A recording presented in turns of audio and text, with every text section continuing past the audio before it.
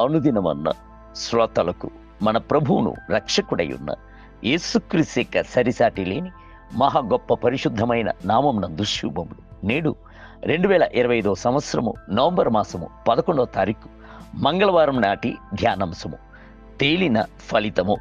ప్రసంగి గ్రంథము 12వ అధ్యాయము 13వ వచనమందు ఇదంతియు వినిన తరువాత తేలిన ఫలితార్థం ఇదే: దేవుని యందు భయభక్తులు కలిగి ఉండి ఆయన కట్టడలను అనుసరించి నడుచుచుండవలెను. మానవ కోటికి ఇదియే విధి.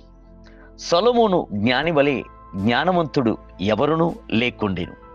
నాకు జ్ఞానము కావలెను ప్రభువా అని తన్ను తాను తగ్గించుకుని ప్రభు వద్ద అడిగినప్పుడు ప్రభు సొలొమోనునకు శ్రేష్టమైన జ్ఞానమును దయచేసెను. యాకోబు పత్రిక 1వ అధ్యాయము 5వ వచనం. నేడు ప్రభు మనకు జ్ఞానమును దయచేయుచున్నాడు. సామెతలు, పరమగీతము, ప్రసంగి మొదలగు గ్రంథములను రాసిన సొలొమోను జ్ఞాని లోకమునందు గల సమస్త వివేకమును ఆత్మీయ అంశములన్నిటినీ పరిశోధించి చూచిన తరువాత చివరిగా అన్నిటియందు తేలిన ఫలితార్థమును విందుముగాక అని చెప్పుచున్నాడు. అది ఏమి? మనలోని ప్రతి ఒక్కరూ దేవుని యందు భయభక్తులు కలిగి ఉండి ఆయన కట్టలను అనుసరించి నడుచుచుండవలెను అనుటయే. భయము అనుట 2 భాగములుగా విభజింపవచ్చు. ఒకటి మనుషునికి భయపడు భయము, తరువాతది ప్రభువునకు భయపడు భయము. మనుషునికి భయపడు భయము ఉరిని తీసుకుని వచ్చును. సామెతల గ్రంథము 29వ అధ్యాయము 25వ వచనం.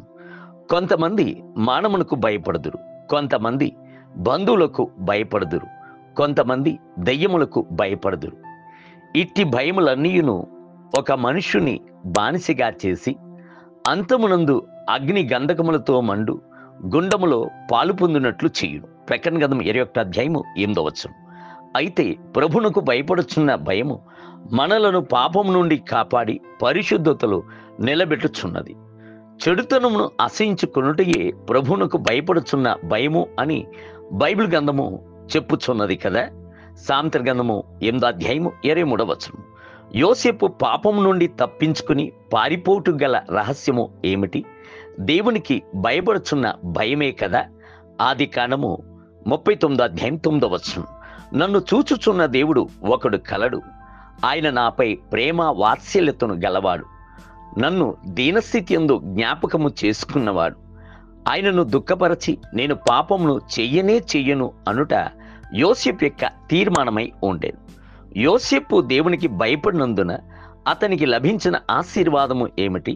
అగిప్తునందు ఆయన బహుగా హెచ్చింపబడి గొప్ప ఔన్నత్యము చేయబడిను. బైబిల్ గ్రంథము సెలవిచ్చుచున్నది, యెహోవాయందు భయభక్తులు కలిగి ఉండుట దీర్ఘాయువునకు కారణము. సామెతల గ్రంథం 10వ అధ్యాయము 27వ వచనం. ప్రభువునకు భయపడుచున్న ఒక మనుష్యుడు హృదయమునందు దృఢత్వము గలవాడై ఉండును, సింహములే ధైర్యవంతుడై ఉండును. అతడు అల్పమైన లోక మనుషులను చూచి భయపడుతూ ఉండడు. దానియేలును చూడుడి, ఆయన దేవునికి భయపడుచున్నవాడై ఉండెను. అయితే ఆయనపై నేరము కనుగొనవలనని బహుమంది ప్రధానులు ప్రయత్నించుచూనే ఉండేది. ప్రార్థించకూడదు అను శాసనమును జారీ చేసి, అయితే దానియేలు రాజు యొక్క శాసనమును చూచి భయపడలేదు, సింహపు గృహను చూసి కలత చెందలేదు. బైబిల్ గ్రంథము సెలవిచ్చుచున్నది, యెహోవాయందు భయభక్తులు కలిగి ఉండుట బహు ధైర్యమును పుట్టించును, అట్టి వారి పిల్లలకు ఆశ్రయ స్థానము కలదు. యెహోవాయందు భయభక్తులు కలిగి ఉండుట జీవపు ఊట, అది మన పాశములో నుండి విడిపించును. సామెతల గ్రంథము 14వ అధ్యాయము 26, 27 వచనములు. దేవుని బిడ్డలారా, ప్రభువునకు భయపడుచున్నవాడే నిరంతరమును నిలుచును. నేటి ధ్యానమునకై పాపాత్ములు 100 మార్లు దుష్కార్యములు చేసి దీర్ఘాయుష్మంతులైనను దేవునియందు భయభక్తులు కలిగి ఆయన సన్నిధికి భయపడువారు క్షేమముగా ఉందురనియు ఎరిగి ఉన్నాను. ప్రసంగి గ్రంథం 8వ అధ్యాయము 12వ వచనం. నేటి వేద పఠనము ఉదయం ఇర్మియా గ్రంథం 50వ అధ్యాయము, సాయంత్రం హెబ్రీయులకు రాసిన పత్రిక 8వ అధ్యాయము. ప్రభువు మిమ్ములను దీవించునుగాక. ఆమేన్.